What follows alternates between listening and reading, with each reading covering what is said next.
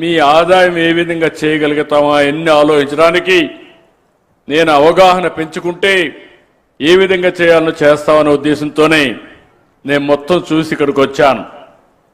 ఈరోజు మీరు ఒక్కసారి గుర్తుపెట్టుకుంటే గిరిజన ప్రాంతాల్లో మొట్టమొదటిసారిగా ఐటీడీఏలో ఐఏఎస్ ఆఫీసర్ లేసి ప్రత్యేకంగా శ్రద్ధ పెట్టిన పార్టీ తెలుగుదేశం పార్టీ. ఈరోజు మనకుండే 7 దాకా ఐటీడీఏలు ఉన్నాయి. ఈ 7 కూడా సమర్థవంతంగా పనిచేయాలంటే మంచి సమర్థమైన అధికార యంత్రాంగం కావాలని ఈరోజు ఐఏఎస్ ఆఫీసర్లు పెట్టాం. 28,32,000 మంది ఇక్కడ ఉన్నారు, గిరిజనులు ఉన్నారు.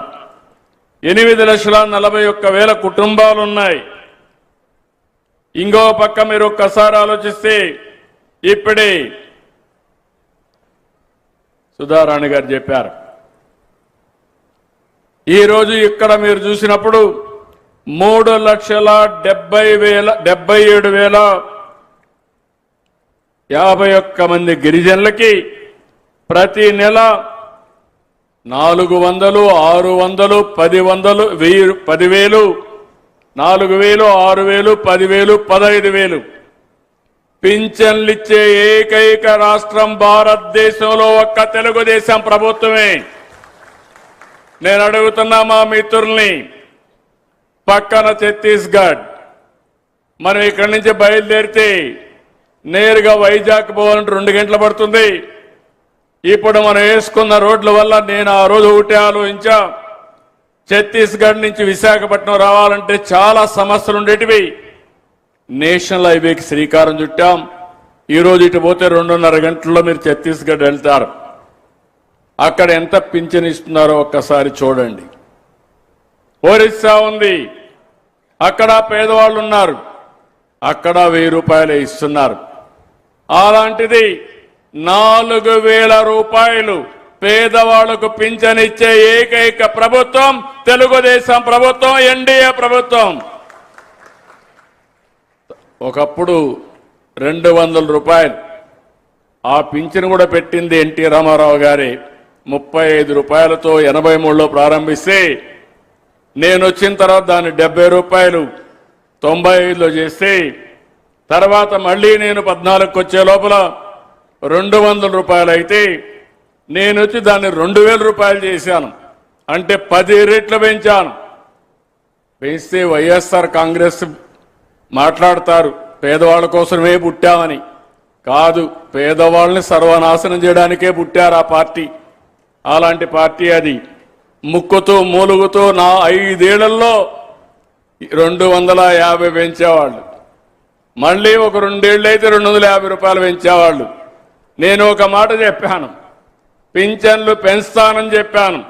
పింఛను ఏప్రిల్ నుంచే ఇస్తానని 4,000 రూపాయలు ఏప్రిల్ నుంచి మీకు అందజేసిన పార్టీ తెలుగుదేశం పార్టీ. ఎన్డీఏ అవునా కాదా అని మిమ్మల్ని అడుగుతున్నా. ఈరోజు ఎక్కడ కూడా 6,000 రూపాయలు దివ్యాంగులకు లేదు. నేను ఆలోచించాను, నేనే 500 నుంచి ఆ రోజు 3,000 చేశాను. తర్వాత ప్రభుత్వం వాడికి ఇవ్వాలా, దాన్ని మళ్ళీ 6,000 చేశాను.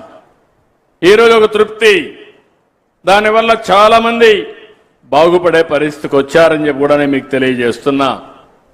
4,82,000 కుటుంబాలకి 200 యూనిట్లు కరెంటు ఉచితంగా నేనే ఆ రోజు ప్రారంభించాను. ఈరోజు మీ అందరికీ హామీ ఇస్తున్నా, మీ ఇంటి పైనే ఉచితంగా కరెంటు తయారు చేయడానికి రూఫ్ టాప్ సోలార్ ఇప్పిస్తానని మీ అందరికీ హామీ ఇస్తున్నా. దానివల్ల మీ సైకిళ్లు కానీ మోటార్ సైకిళ్లు కానీ రేపు కార్లు కానీ ఛార్జ్ చేసుకుని జల్సాగా పెట్రోల్ బంకు పోయే పని లేకుండా ఆనందంగా తిరిగే పరిస్థితి వస్తుంది. అది కూడా క్రియేట్ చేస్తామని చెప్పి కూడా నేను మీకు తెలియజేస్తున్నా. ఇంకో పక్కన ఈరోజు ఇక్కడుండే గిరిజన బిడ్డలు మట్టిలో మాణిక్యాలు, వారికి అవకాశాలు కల్పిస్తే అద్భుతాలు చేస్తారు. మీరు ఒకసారి చూస్తే మొన్నే ఇక్కడే కలెక్టర్ గారు ఉన్నారు, ప్రపంచంలో ఎప్పుడూ జరగనటువంటి బ్రహ్మాండమైన కార్యక్రమానికి శ్రీకారం చుట్టాడు.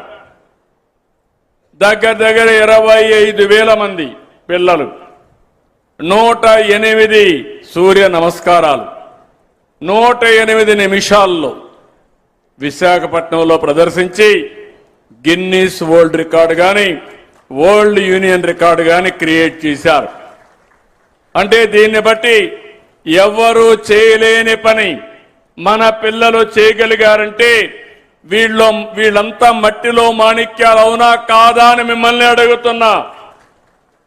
అక్కడ చేయగలిగితే రేపు ఉద్యోగాల్లో ఎందుకు చేయలేరని అడుగుతున్నా. ఇంకో పక్కన మీరు ఒకసారి చూసినప్పుడు నేను అందుకే ఈసారి తల్లికి వందనం 1 నుంచి 12 వరకు 4,86,803 మంది పిల్లలకి 643 కోట్లు మీ అకౌంట్లో వేసా. మా ఆడబిడ్డలున్నారు, గిరిజన ప్రాంతంలో కొంతమంది పిల్లలు కూడా ఎక్కువగా ఉన్నారు, సంతోషం. వేరే ప్రాంతాల్లో జనాభా తగ్గిపోతా ఉంది. ఇక్కడ ఫెర్టిలిటీ రేట్ 2.4% ఉంది. 2.1 ఉంటే రీప్లేస్మెంట్ లెవెల్ అంటే జనాభా మేనేజ్మెంట్ కంటే ఎక్కువ మంది ఇక్కడ ఉన్నారు. నేను ఆ రోజు ఒక మాట చెప్పాను, మీ అందరికీ ఎంతమంది పిల్లలుంటే అంతమందికి తల్లికి వందనం ఇస్తానని చెప్పా. ఇచ్చిన మాట నిలబెట్టుకున్నామా లేదా అని మిమ్మల్ని అడుగుతున్నా. ఇప్పుడే ఒక ఇంటికి పోయాను, 3 పిల్లలు, 2 చదువుకుంటున్నారు. ఒకడు స్కూల్కి డుమ్మా కొట్టాడు, 7వ తరగతి. మళ్ళీ వాళ్ళ తల్లిదండ్రుల్ని కన్విన్స్ చేశాను, చెప్పాను, చదువుకుంటానన్నాడు. అతను కూడా స్కూల్కి పంపించి 15,000 రూపాయలు కూడా అదనంగా ఇమ్మని ఆదేశాలు ఇచ్చాను కలెక్టర్కి. అంటే 3 ఉంటే 45,000 రూపాయలు ఆ తల్లికి ఇచ్చావంటే అది తెలుగుదేశం పార్టీ మీ పట్లుండే అభిమానం, కమిట్మెంట్ అని చెప్పి నేను మీకు తెలియజేస్తున్నా. నేను చెప్పింది వాస్తవం అయితే గట్టిగా చప్పట్లు కూడా చెప్పండి మా ఆడబిడ్డలు. అందరికీ వచ్చిందా లేదా అమ్మా మీరే చెప్పండి. వచ్చిందా? వచ్చిందంటే చేలిపైకెత్తండి. హ్యాపీనా? ఆనందంగా ఉన్నారా? మీ ముఖంలో ఆనందం చూడాలనేది కోరిక. నాకు చాలా కష్టాలున్నాయి. 5 ఏళ్లు విధ్వంసం జరిగింది. నేను సూపర్ 6 చెప్పా. మళ్ళీ ఒక మాట చెప్పా, నాకు ఎన్ని కష్టాలున్నా మిమ్మల్ని ఆదుకుంటానని చెప్పాను. చెప్పిన మాట నిలబెట్టుకునేమని ఆనందం ఉంది. ఒక పక్క సూపర్ 6 సంక్షేమ కార్యక్రమాలు ఇవ్వాలి, ఇంకో పక్క అభివృద్ధి జరగాలి. 2 కూడా సమతుల్యంతో ముందుకు పోతున్నాం. ఏజెన్సీ పరిధిలో స్కూళ్లు కానీ కాలేజీలు చదివే 1,76,799 మంది గిరిజన విద్యార్థుల కోసం 1,337 కోట్లు ఖర్చు పెడుతున్నాం.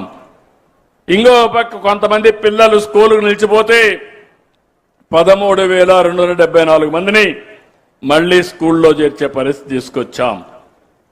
గిరిజన యువత స్కిల్ డెవలప్మెంట్ కోసం పర్యాటకం, ఫుడ్ ప్రాసెసింగ్ కి ఎక్కువ ప్రాధాన్యత ఇస్తున్నాం. ఈరోజు ఇంకొక పక్కన ఈ ప్రాంతంలో గిరిజన ప్రాంతం ఒకప్పుడు మీకు అందరికి కూడా వైద్య సేవలు కూడా